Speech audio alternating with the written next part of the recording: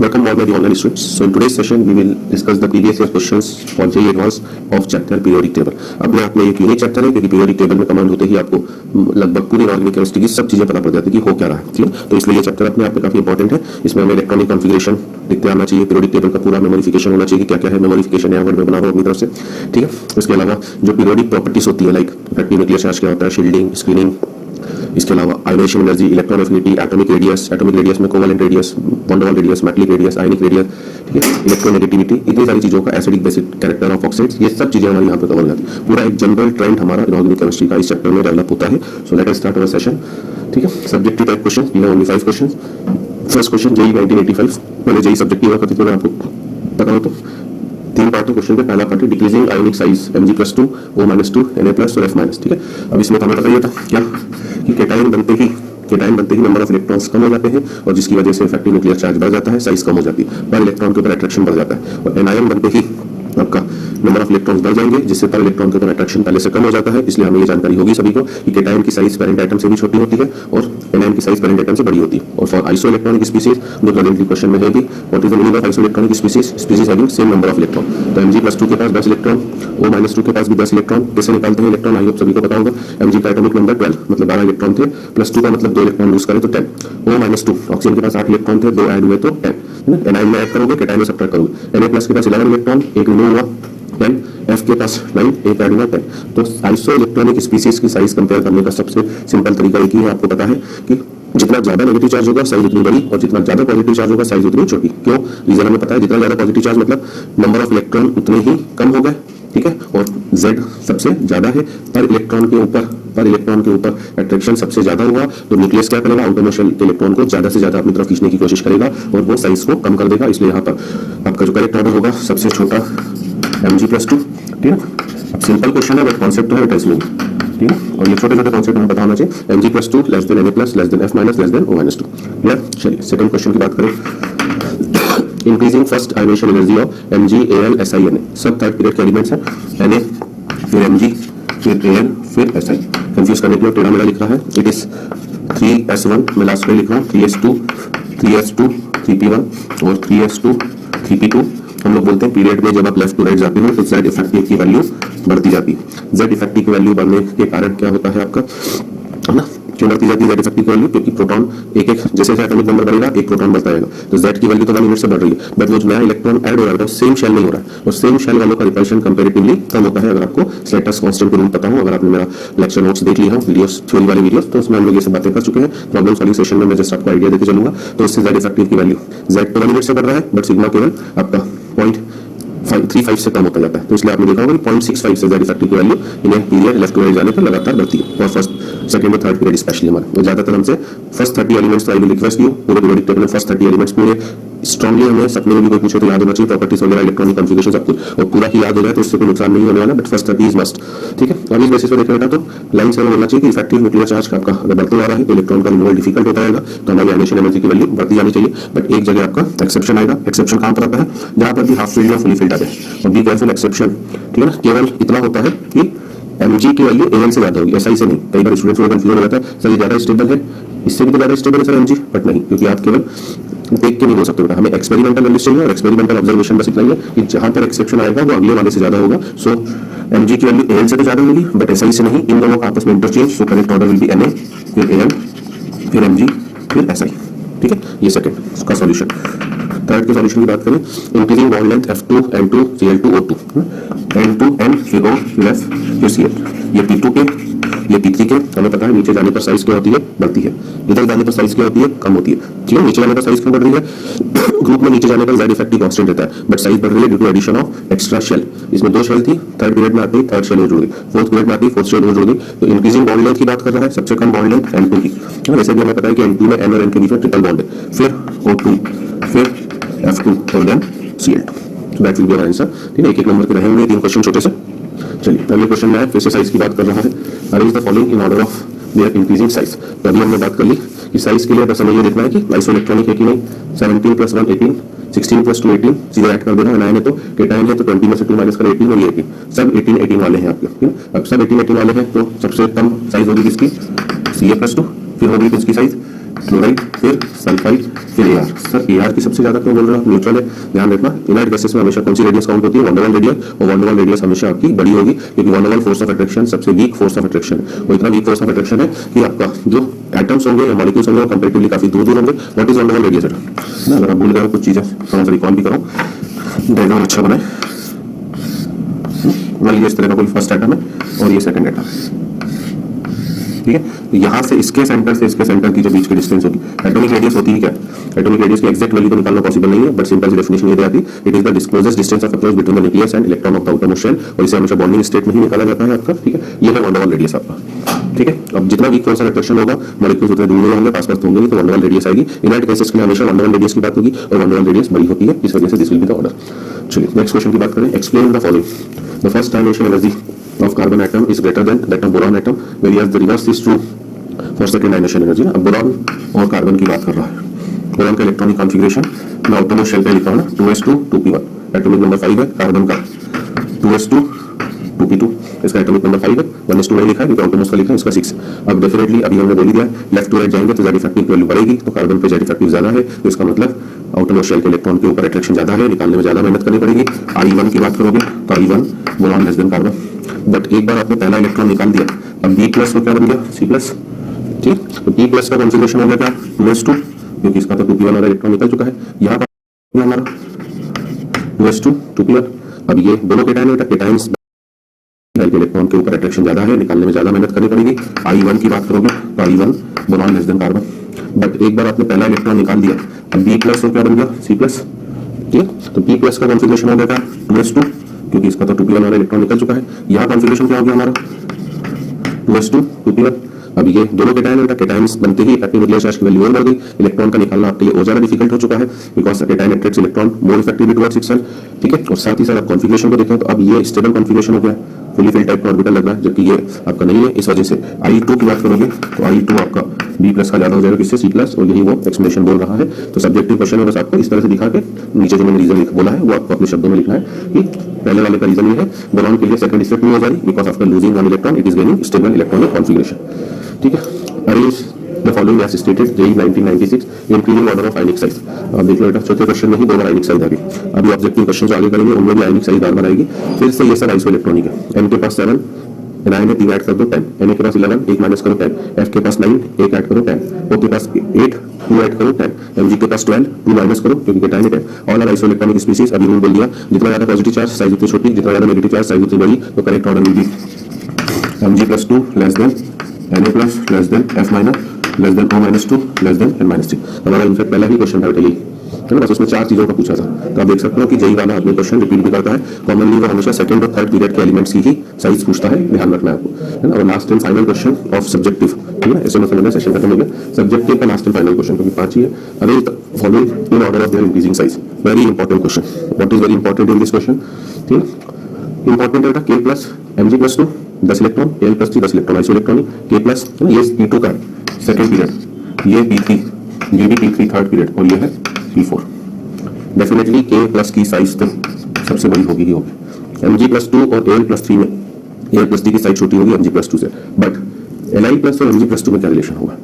ठीक है, तो यहीं पर एक एक्सेप्शन ध्यान देना, जो स्ट्रेसफुली हर टीचर लिखाता भी है, याद भी कराता है। मैंने भी करवाया था आपको लेक्चर, वीडियो लेक्चर्स में, अगर आप देखोगे थ्योरेटिकल वाले में, थ्योरेटिकल वीडियो लेक्चर्स में, थ्योरी वालों में, तो Li प्लस की साइज देखने में हमें छोटा लगता है, बट उसकी साइज Mg+2 से बड़ी होती है। जैसे आपको याद हो H माइनस, अब H माइनस हाइड्राइड है, हमें लगता है H है, उसकी साइज F माइनस से भी बड़ी है, Cl माइनस से भी बड़ी है, Br माइनस से भी बड़ी है, I माइनस से छोटी होती है जाके, ठीक है ना। तो ये भी ध्यान रखना, ये भी एक्सेप्शन मैंने आपको लिखवाए हैं, ठीक है। तो ये चीजें आपको याद होनी चाहिए। इसका मतलब इन सभी में सबसे छोटी साइज तो L+3, फिर Mg+2, फिर Li+।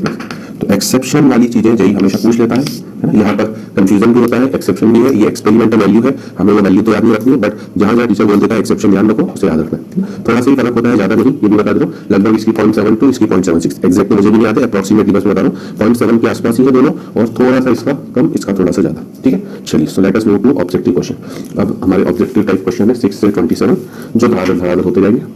1981 का क्वेश्चन नंबर 6। अब ये सिंगल करेक्ट है ना। अभी the correct order of second ionisation potential of carbon, nitrogen, oxygen and fluorine, ठीक है। अच्छा क्वेश्चन बन गया, क्योंकि सेकंड बोल रहा है, फर्स्ट नहीं। CnOF, ठीक है। इनका normal electronic configuration 2s2 2p2, 2s2 2p3, 2s2 2p4 और 2s2 2p5। अब पूछा बोले सेकंड में था, अपन तो I1 भी लिखते थे, क्या दिक्कत है? Molecular order of left to right जाने पर बढ़ता है, बट मैंने बोला है जहां पर इलेक्ट्रॉनिक कॉन्फ़िगरेशन में एक्सेप्शन आएगा वहां पर एक का जंप। यहाँ पर एक्सेप्शन क्या आ रहा है? ये half filled orbitals are more stable. तो सबसे कम आप बोलोगे सी क्या, इन दोनों का इंटरचेंज होगा ना, O फिर N फिर F। मुझे उम्मीद है कि आगे भी ये क्वेश्चन आ सकता है, ठीक है। ये तो I1 का ऑर्डर।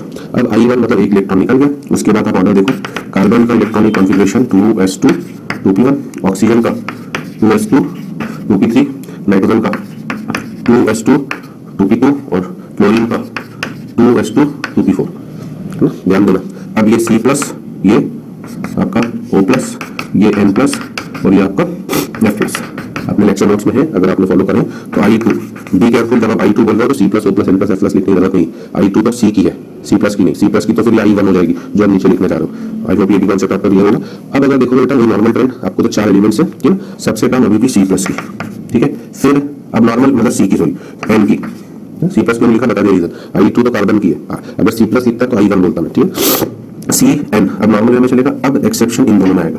अब ऑक्सीजन का हाफ फील्ड है और इसका नहीं है, तो इसलिए हो जाएगा F और F के बाद आएगा O। तो ये हमारा पूछा ये गया है, this is the correct answer. देख लो, है ना, उसमें डिक्रीजिंग ऑर्डर में बोला है तो O सबसे पहले आना चाहिए, फिर F आना चाहिए, फिर N आना चाहिए, फिर C आना चाहिए। तो हमारा correct answer will B C for this particular question. The element with highest first ionization potential लिखा हुआ बोर्ड में, ठीक है। तो अभी इसको चेंज नहीं करते हैं, बस बोरॉन, कार्बन, नाइट्रोजन और ऑक्सीजन, इसकी जगह एक बोरॉन आ गया। तो इन चारों में से सबसे ज्यादा किसका होगा? यूजुअल ट्रेंड बढ़ता जाएगा, बट इन दोनों में बोरॉन की कम, कार्बन से, कार्बन की कम, इन दोनों में उल्टा होगा ऑर्डर, मतलब ऑक्सीजन और फिर नाइट्रोजन। तो सबसे ज्यादा इन चारों में से होगी नाइट्रोजन की। तो 7th का आंसर भी हमारा C, ठीक है। The hydration energy of Mg+2 is larger than that of, किससे? What is the meaning of hydration energy बेटा? Energy released when 1 mole of a particular ion is completely surrounded by water molecule। क्यों surround होता है? अभी cation है, तो मैं cation के रिस्पेक्ट में बताऊं। ये जो कैटायन है बेटा, ये वाटर से चारों तरफ से आयन डाइपोल के फॉर्म में सराउंड हो जाएगा इस तरीके से ना। हाइड्रेशन में कौन से फोर्सेस रिस्पॉन्सिबल होते हैं? हाइड्रेशन के लिए जो फोर्स रिस्पॉन्सिबल होते हैं दैट इज आयन डाइपोल। एक आयन है और वाटर का डाइपोल, क्योंकि हाइड्रेशन का मतलब है कि उस पर्टिकुलर आयन का कंप्लीटली सराउंडेड होना by water molecules, that is the hydration. अब हाइड्रेशन एनर्जी किसकी ज्यादा होती है? जो जितना छोटा आयन होगा, आपको देखने में लगेगा तो छोटा आयन तो कम वाटर मॉलिक्यूल्स लेगा, बड़ा होता मान लो तो ये तो ज्यादा वाटर मॉलिक्यूल्स ले लेता, इससे ज्यादा वाटर मॉलिक्यूल्स आ जाते हैं इसके पास, तो ठीक है। तो ये सोचना आपका सही है बेटा, यहाँ तक तो। बट एक इसमें गड़बड़ है, वो मैं बता रहा हूँ। छोटा आयन, बड़ा आयन जो होता है, छोटा आयन मल्टीपल लेयर्स बना लेता है। Na+ जो है वो मल्टीपल लेयर बनाएगा अगर मैं एल्की मेटल की बात करूं, जबकि नीचे वाले जो Na+ है, पहली लेयर में जरूर, ये फर्स्ट लेयर है, फर्स्ट लेयर में Na की फर्स्ट लेयर और Li+ की फर्स्ट लेयर, मैं Li+ लिख देता हूं। तो Li+ की फर्स्ट लेयर में वाटर मॉलिक्यूल्स कम होंगे, Na+ की फर्स्ट लेयर में वाटर मॉलिक्यूल्स ज्यादा होंगे, ठीक है। ये तो बिल्कुल सही है, क्योंकि बड़ा है तो ज्यादा वाटर लेगा। बट Na+ के पास मल्टीपल लेयर बनने के चांसेस नहीं होते। अगर आपने इसकी अगली लेयर बनाई तो ऑलरेडी वो आयन बड़ा था बेटा। Ion dipole is not a strong force of attraction, जितनी डिस्टेंस बढ़ती जाएगी इसकी वैल्यू उतनी ही कम होती जाएगी, ठीक है। तो इस वजह से Na+ में सेकंड लेयर के वाटर मॉलिक्यूल्स इफेक्टिवली बॉन्ड नहीं हो पाते, तो केवल आपको फर्स्ट लेयर ही काउंट करना है, ये नहीं। जबकि Li+ इतना छोटा है कि उसमें सेकंड लेयर के वाटर मॉलिक्यूल्स भी इफेक्टिवली ऐड हो जाते हैं, इसलिए हमेशा बोला ही जाता है, आपको याद हो तो, जितना छोटा आयन होगा उसका हाइड्रेशन उतना ही ज्यादा होगा, ठीक है। तो हमसे यहाँ पर एक तरह से साइज का ही क्वेश्चन हो गया है, ठीक है।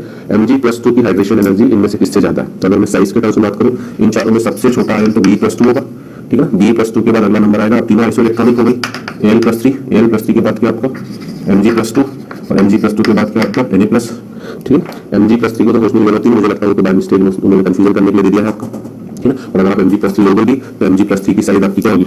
Al के आसपास होगी। तो हमारा Na+ किससे है ना, ये दोनों Mg से छोटे हैं, तो इन दोनों का hydration smaller is the ion, smaller is cation, more will be hydration.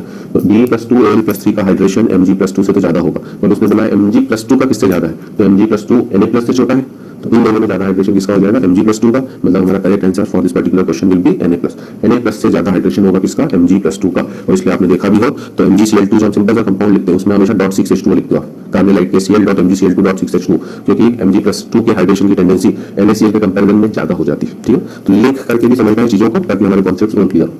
Late us move to question number 9। फिर से आयोनाइजेशन पोटेंशियल के ऊपर क्वेश्चन है। The first ionization potential in electron volts of nitrogen and oxygen respectively are given by. Sir हमें तो values याद नहीं है बेटा, हम क्या करें? मुझे भी नहीं याद है बेटा, वैल्यूज तो किसी को भी याद रखने की जरूरत ही नहीं है, ना मुझे याद है ना आपको, क्योंकि अगर आप वैल्यूज याद रखने बैठ गए तो फिर तो बनता बाहर हो जाएगा हमारा। इनऑर्गेनिक केमिस्ट्री में इतने एक्सेप्शंस हैं, इतनी वैल्यूज है कि हो गया एक बार, ठीक है ना। हमें याद है ना आपको याद रखनी, हमें तो लॉजिक बस आना चाहिए, चीजें पता होना चाहिए। वो नाइट्रोजन और ऑक्सीजन की फर्स्ट की बात कर रहा है, और अभी हमने कहा था कि नाइट्रोजन और ऑक्सीजन में फर्स्ट किसकी ज्यादा होगी? नाइट्रोजन, क्योंकि ये 2p3 हाफ फील्ड हो गया, ये 2p4। अभी प्रीवियस क्वेश्चन में करा था, कौन सा क्वेश्चन? क्वेश्चन नंबर 6 भी ऐसा ही था, 7 भी उसी टाइप का था और 8 छोड़ के 9 भी ऐसा ही। अब इनमें से ज्यादा नाइट्रोजन की होनी चाहिए, तो आप 10 वो पेयर उठाओगे जिसमें नाइट्रोजन की ऑक्सीजन से ज्यादा हो, और वो आपका फर्स्ट आंसर हो गया। सेकंड में आप देखोगे तो नाइट्रोजन की 13.6, ऑक्सीजन की 14.6 नॉट पॉसिबल। थर्ड में दोनों बराबर है, फोर्थ में भी दोनों बराबर है, बराबर तो हो ही नहीं सकती है ना। आप जिन स्टूडेंट्स को ये हाफ फील्ड वाला रूल नहीं पता होगा वो बॉम्बे टिक कर देंगे कि लेफ्ट टू राइट जाने पर बाकी चली जाती है, जिनको पता होगा वो आगरा टिक करेंगे, जो आगरा जाएंगे वही खुश रहेंगे, जो बॉम्बे पहुंच गए वो भीड़ भाड़ में परेशान होकर मर जाएंगे। Question number 10, atomic radius of fluorine and neon in angstrom respectively given by. Sir वापस मुझे तो याद नहीं है वैल्यूज, मैंने अभी बोला मुझे भी याद नहीं। लेफ्ट टू राइट अगर किसी भी पीरियड में हम जाते हैं in any period on moving left to right, effective nuclear charge बढ़ता चले जाता है, ये हमें पता है, इसलिए साइज क्या होती जाती है, कम होती जाती है। और इस बेसिस पर अगर आपने आंसर ठीक कर दिया कि फ्लोरीन की साइज बड़ी और उसकी छोटी, किसकी, नियॉन की, तो ऐसा तो कोई ऑप्शन नहीं है। बॉम्बे में दोनों की बराबर है, कैलकाटा में भी दोनों की बराबर है, तो आप दिल्ली वाला टिक करके आओगे नन ऑफ दिस, तो फिर गलत है ना। क्यों? अगर मैं P2 की बात करूँ बेटा, लिथियम, लिथियम के बाद beryllium, boron, carbon, nitrogen, oxygen, fluorine, क्यों देखने में लग रहा है कि उसके बाद नियॉन ऐसा होना चाहिए, lithium, beryllium, boron, carbon, nitrogen, oxygen, fluorine और नियॉन। देखने में ये लग रहा है, बट नियॉन की साइज ये होती है, मतलब जो एक्चुअल ऑर्डर है P2 का, नियॉन की साइज सबसे बड़ी है, this is the actual order. Why, ऐसा क्यों? अभी एक क्वेश्चन सब्जेक्टिव में इसी सेशन में मैंने आपसे बोला था, इनर्ट गैसेस की एटॉमिक रेडियस उनके रेस्पेक्टिव पीरियड में हमेशा सबसे ज्यादा होगी, क्योंकि इनर्ट गैसेस के लिए वॉन डेर वाल रेडियस आती है और वॉन डेर वाल रेडियस हमेशा सबसे बड़ी होगी। तो इस पूरे ग्रुप में सबसे बड़ा नियॉन, मैंने इसलिए जो डॉटेड सर्कल बनाया उसकी साइज Li से भी थोड़ी बड़ी शो करी, ठीक है। तो आपका नियॉन की रेडियस फ्लोरीन से बड़ी होगी और अच्छा खासा डिफरेंस होगा, इस वजह से आपका आंसर ए होगा, फ्लोरीन की कम और नियॉन की ज्यादा, ठीक है। और अच्छा खासा डिफरेंस आपको दिख रहा है, क्योंकि अदरवाइज जो एटॉमिक रेडियस होती है ना, उनमें एक ग्रुप में तो वेरिएशन ज्यादा आएगा। क्यों आएगा वेरिएशन ज्यादा? क्योंकि ग्रुप में तो number of shells he change हो जाएंगी, आप सीधे सेकंड से थर्ड में आ गए, थर्ड से फोर्थ, फोर्थ से फाइव, साइज अच्छा खासा इंक्रीज आता है साइज में। बट एक पीरियड में जो साइज में इंक्रीज होता है वो रिलेटिवली काफी कम होता है, रिलेटिवली काफी कम। अगर आगे कुछ क्वेश्चन आता है, मुझे एक 3D सीरीज का डाटा रफली याद भी है, तो मैं थोड़ा सा आगे समझाने की कोशिश भी करूंगा, तब भी ये इंक्रीज रिलेटिवली अच्छा है ना। 0.72 एंगस्ट्रॉम में और उसका 1.6, या पिकोमीटर में बोले तो एक का 72 और अगले का 160, तो आप समझ सकते हो कि डबल से भी ज्यादा इंक्रीमेंट है। तो रीजन हमें पता होना चाहिए, क्योंकि किसी भी पीरियड में इनर्ट गैसेस की रेडियस सबसे ज्यादा होगी, because they keep van der Waals radius, ठीक। चलिए नेक्स्ट क्वेश्चन को देखते हैं। Electronegativity of the following elements increases in the order. तो इलेक्ट्रोनेगेटिविटी का ऑर्डर मैंने काफी अच्छे ढंग से बताया था, ठीक है। क्या होता है, हमें मेजरली जो याद रखते हैं, boron, carbon, nitrogen, oxygen, fluorine, ठीक है। इसके अलावा क्लोरीन, ब्रोमीन, इधर सल्फर, ठीक है। इतने से हमारा काम हो जाएगा। भले हाइड्रोजन याद रख लो, इधर फास्फोरस याद रख लो, बोरॉन भी शायद हम याद नहीं रखते ना। फ्लोरीन की 4, 3.5, 3, 2.5, 2.1, फास्फोरस की 2.1, सल्फर की 2.5, फ्लोरीन की 3, ब्रोमीन की अप्रोक्सीमेटली 2.5, ठीक है। ये इस तरह से होता है फन FON, फन नकल,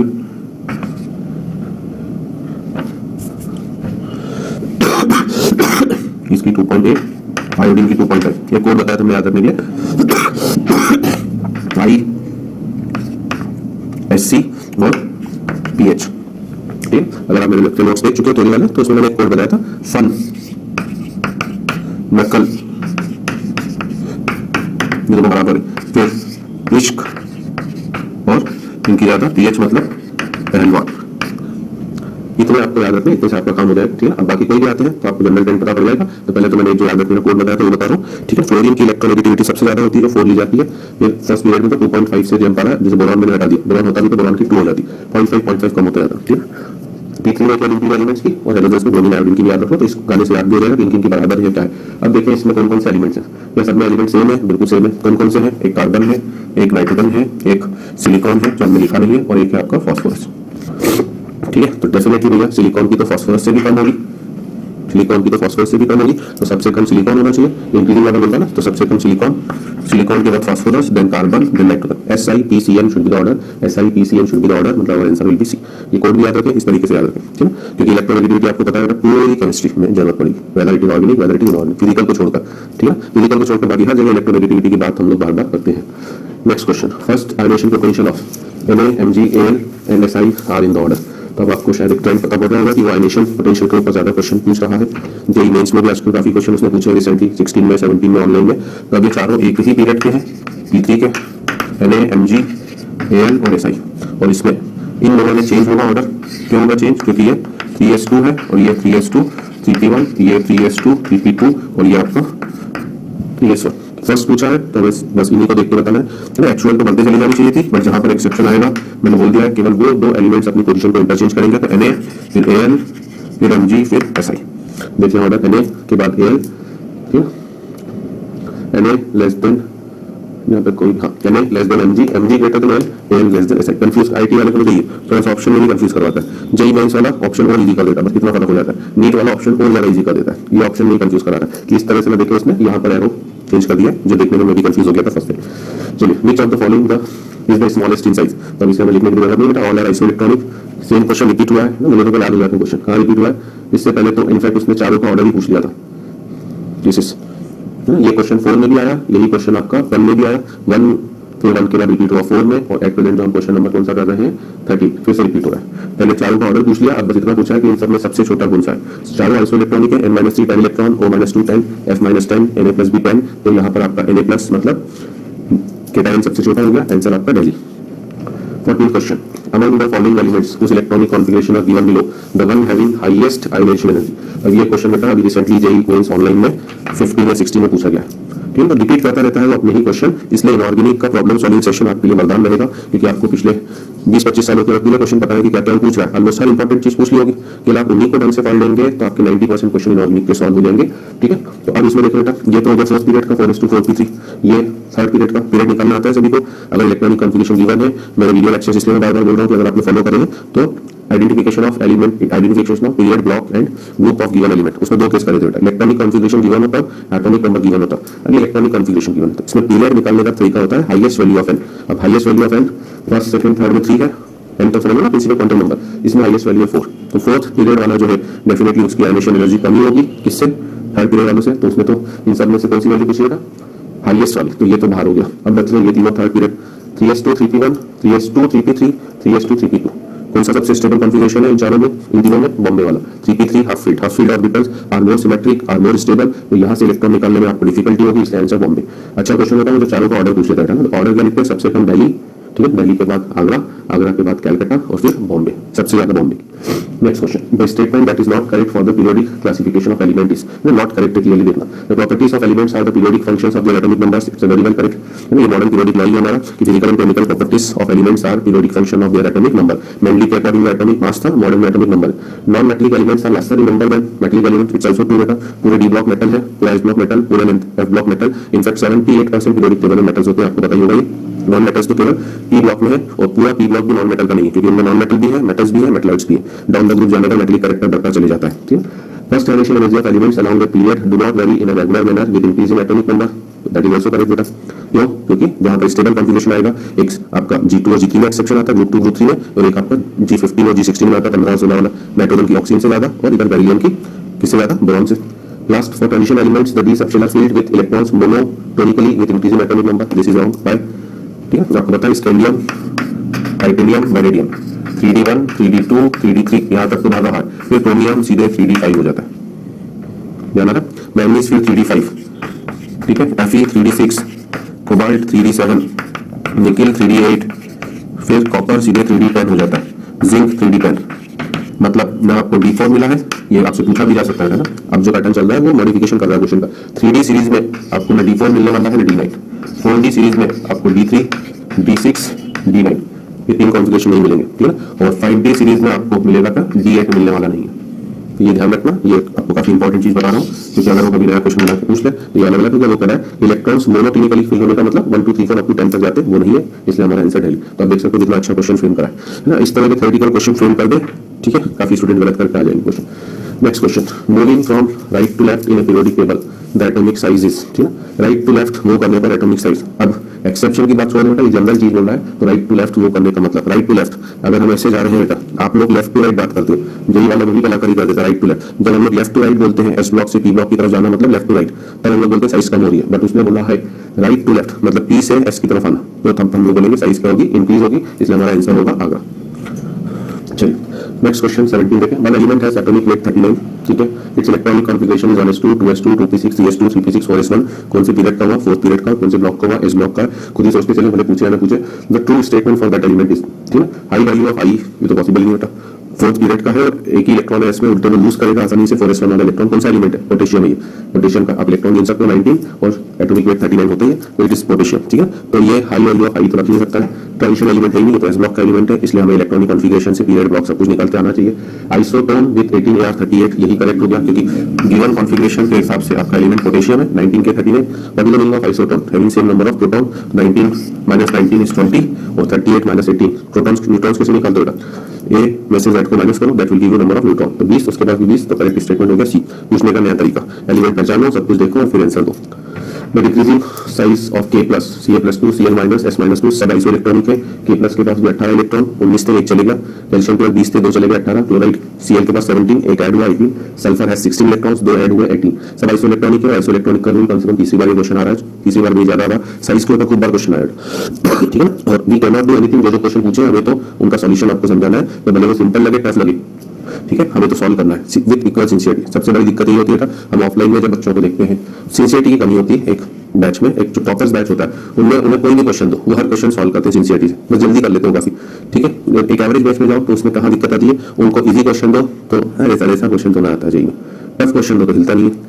ठीक है, यार हर क्वेश्चन हम एवरेज तो बना के नहीं दे सकते। पेपर में आपने कभी भी देखा होगा तो लगभग 30 to 40% पेपर काफी इजी होता है। आपने कभी भी अपना पेपर घर आके एनालाइज करा हो तो आपको लगता होगा यार ये तो क्वेश्चन में कर सकता था, वैसे एग्जाम में नहीं हुआ, क्योंकि आप उस पर्टिकुलर सिंसियरिटी के साथ पेपर को अटेम्प्ट नहीं करते। और ये चीज अपने अंदर लाइए, आपका सिलेक्शन दुनिया की कोई ताकत नहीं रोक सकती कि जो भी क्वेश्चन दिया जाए उसको इक्वल सिंसियरिटी के साथ करिए, टफ हो इजी हो।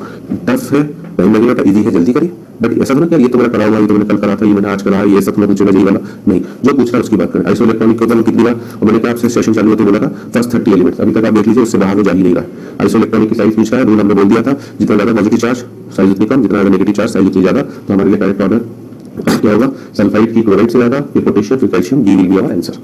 Question number 19, which of the following oxide is neutral? है ना, यूनिवर्सल न्यूट्रल ऑक्साइड केवल CO, NO और N2। Non metallic oxides are acidic in nature, except ये तीन को न्यूट्रल है, और metallic oxides are basic in nature. ठीक है, और इसके अलावा बचा के आपका SnO3 तो कंपाउंड ही गलत छप गया था, क्योंकि SN की +6 ऑक्सीडेशन नंबर हो जाएगी, तो SnO2 होना चाहिए। जिंक और SN दोनों एम्फोटेरिक है, तो अगर इसमें से सबका नेचर पूछता तो SnO2 एसिडिक है, CO न्यूट्रल, बाकी दोनों एम्फोटेरिक। तो घर में क्वेश्चंस करते वक्त, क्योंकि इनऑर्गेनिक है, इनऑर्गेनिक याद करने से आपको ज्यादा रिकॉल करने से चीजों को आप घर में रिकॉल करिए बेटा। एक क्वेश्चन में केवल एक ही चीज मत सोचिए। हाँ, आप दोनों के साथ सिखाने के से पता करेंगे कितने टाइम में क्वेश्चन करा है, तो इसके लिए मैंने हमेशा बोला है कि अगर आप 50 क्वेश्चन अटेम्प्ट कर रहे हैं तो 25 को केवल इस टारगेट से करिए, टाइम लिमिट के साथ। इनऑर्गेनिक का हर क्वेश्चन लगभग 1 मिनट में हो जाना चाहिए, 1 मिनट से भी कम समय में। 25 क्वेश्चन है, मैक्सिमम आप 20 मिनट का टारगेट लेके चलो। अगले 25 क्वेश्चन के लिए आप टारगेट लेके चलो लगभग 50 मिनट, 2 मिनट क्यों? ताकि आप उनमें हर ऑप्शन का लॉजिक समझे, हर चीज को देखें, because that will increase your memory power. Recall करोगे कि अच्छा इस ऑप्शन में क्या गड़बड़ है, ये कंपाउंड किस नेचर का, ये किस नेचर का, आपकी चीजें उतनी स्ट्रांगली माइंड में शार्प होती चली जाएंगी। और इस तरह से 2 सेशन में डिवाइड करके करें, आपका काम खूब आसान होगा। ठीक है, चलिए अगले क्वेश्चन की तरफ देखें। Which of the following is the maximum number of unpaired electron? अब जैसे ये क्वेश्चन बेटा पैरामैग्नेटिक बिहेवियर के ऊपर शायद ही कोई साल गया हो जब क्वेश्चन ना आया, तो अभी और इसमें हमेशा 3D सीरीज देगा।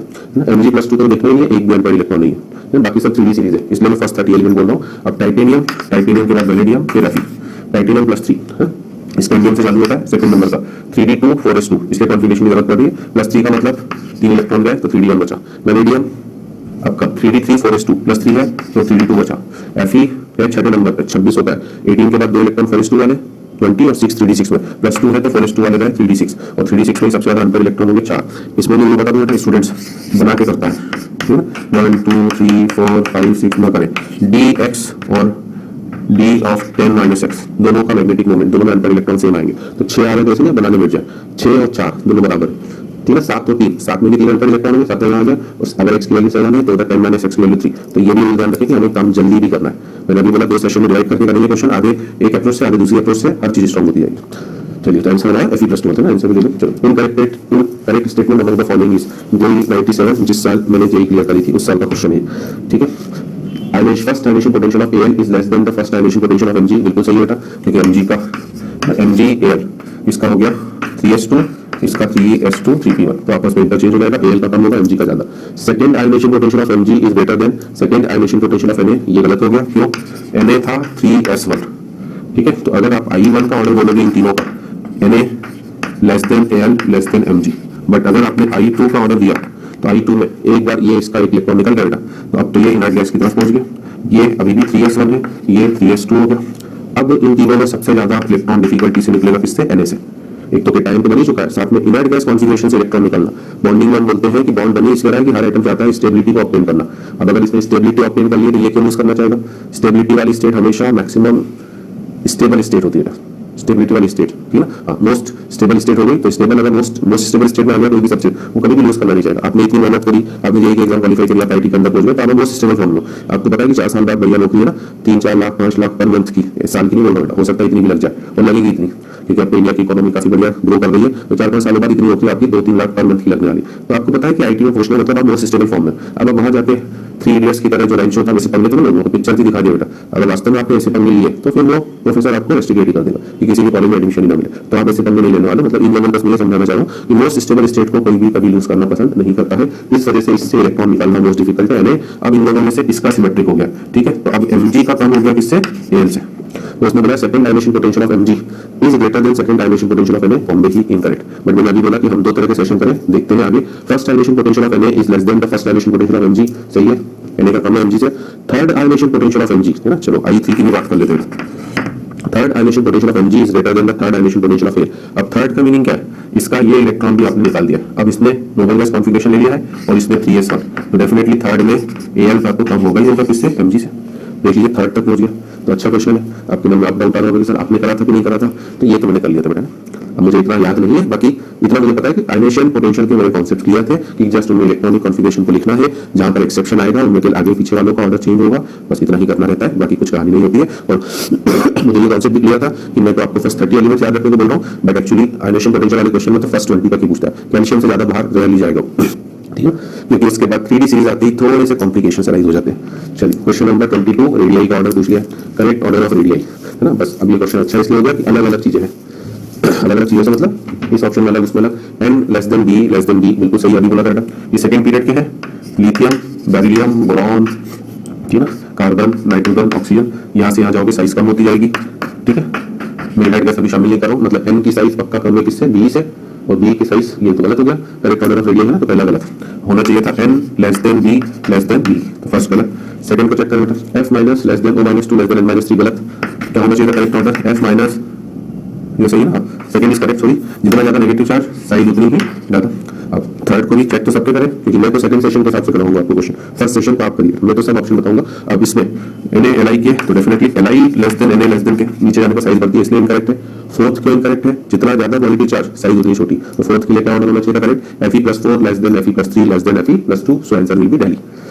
चलो correct order of acidic strength, अभी मैंने बोला non metallic oxides are acidic, metallic oxides are basic, है ना। अब देखिए बेटा, और जितनी ज्यादा ऑक्सीडेशन नंबर उतना ज्यादा Cl2O7, मतलब आप इनका ऑक्सी एसिड बनाओ, मतलब HClO4, कैसे बनाते हैं ऑक्सी एसिड बेटा, वाटर में डिसॉल्व कर दो, बस Cl2O7 को वाटर में डालो, ये हो गया ऑक्सी एसिड। ऐसे बनता है। Perchloric acid is the strongest known acid.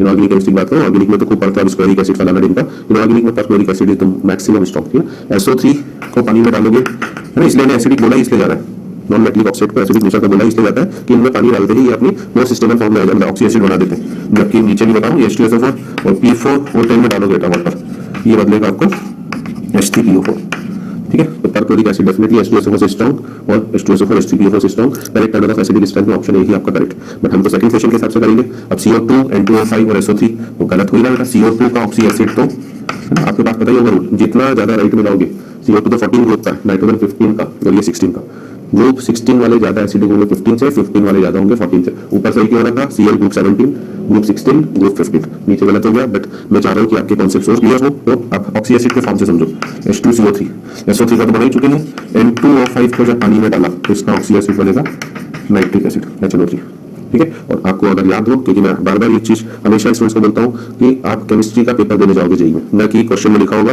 ये फिजिकल, ये इनऑर्गेनिक, ये ऑर्गेनिक, ठीक है ना। तो आयनिक इक्विलिब्रियम जब मैंने आपको पढ़ाया था तो मैंने बोला था strongest acid perchloric, oxy acids में 3 ही लिखा है, तो मैंने परक्लोरिक एसिड, सल्फ्यूरिक एसिड और nitric acid strongest acid. Hydra acids में मैंने 3 लिखा है आपको, HI, HBr और HCl, HF नहीं, ठीक है ना। तो इस वजह से सेकंड ऑर्डर इनकरेक्ट हो गया। क्या होगा करेक्ट ऑर्डर, घर में करते वक्त सब सोचे SO3 greater than N2O5 greater than CO2।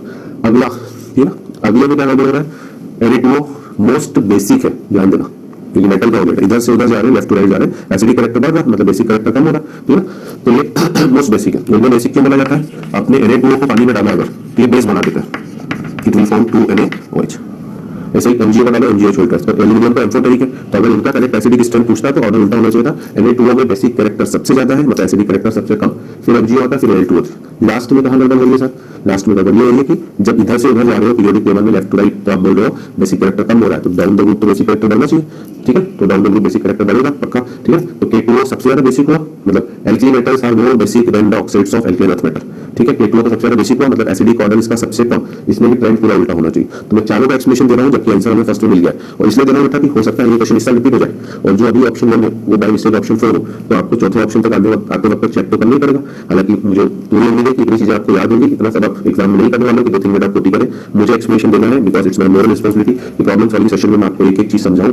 अगर आपके कहीं पर भी कुछ वीक पॉइंट्स हैं, भले आप में से अगर 100 स्टूडेंट्स मुझे फॉलो कर रहे हैं, 5 के भी वीक पॉइंट हो, तो उन 5 का भला हो, मेरे लिए उससे बढ़िया कोई चीज नहीं, ठीक है? अगर मेरे समझाने से एक बंदे का भी एक्स्ट्रा सिलेक्शन हो जाता है, ये स्टेटमेंट मैं हमेशा अपनी क्लासेस में बोलता हूं कि अगर मेरे समझाने से एक बच्चे का एक्स्ट्रा, जैसे मान लीजिए किसी बैच में 50 बच्चे हैं, अब उसमें 45 ऑलरेडी सिलेक्ट होने वाले हैं, ठीक है?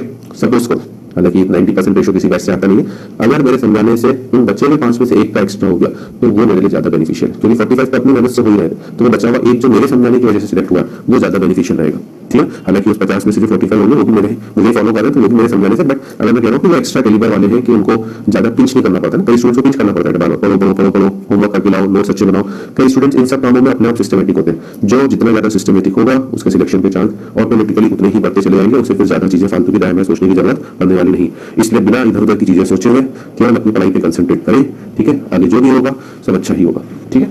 चलिए इससे सब चीजों को सोचें ताकि हमें चीजें अच्छी पता पड़े। अगले क्वेश्चन की तरफ बढ़ेगा, set representing the correct order of first transition potential, है ना? अब देखो आप ये पूछ वही चीजें रहा है जैसे पिछला क्वेश्चन में भी एसिडिक स्टर, बट 4 ऑप्शन में आपको 12 कंपाउंड्स दे दिए। अब ये तो किस्मत अच्छी थी कि अगर हम एग्जाम में बैठे हुए तो फर्स्ट ऑप्शन आंसर मिल गया तो हम बाकी चेक करने वाले नहीं, बट अगर फोर्थ होता तो हमें फिर एक एक को आखिरी तक चेक करना पड़ता, और यही चीज हमारी अगले क्वेश्चन में भी हो रही है, the set representing the correct order of first ionization potential, ठीक है? सबका चेक करना पड़ेगा ना, जैसे पहला वाला तो गलत हो रहा है, डाउन द ग्रुप जाने पर नंबर ऑफ शेल्स बनने से आउटरमोस्ट इलेक्ट्रॉन ज्यादा दूर होगा, और अगर वो ज्यादा दूर हुआ तो फिर उस इलेक्ट्रॉन का निकालना हमारे लिए उतना ही आसान हो जाएगा, तो इस वजह से करेक्ट ऑर्डर होना चाहिए था K less than Na less than Li, गलत। अगला B greater than Mg greater than Ca, ये सही हो गया क्योंकि ये एल्काइल अर्थ मेटल की सीरीज है पूरी आपका, ठीक है?